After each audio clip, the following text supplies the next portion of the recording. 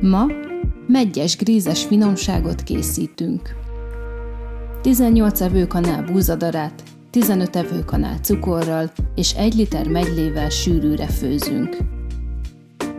Majd beleforgatunk 2 üveg magozott megybefőttet. Egy 20x30 cm-es formát vízzel kiöblítünk, és belesimítjuk a meggyes grízt, majd félretesszük.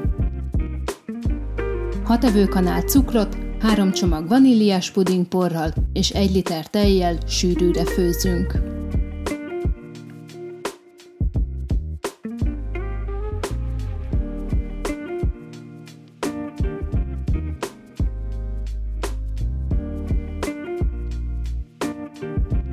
A kihűlt pudingot kihabosítjuk 25 deka puha vajjal. A vaníliás krémet rásimítjuk a meggyes rétegre, majd a tetejére 3,5 deci tejszínhabot kenünk.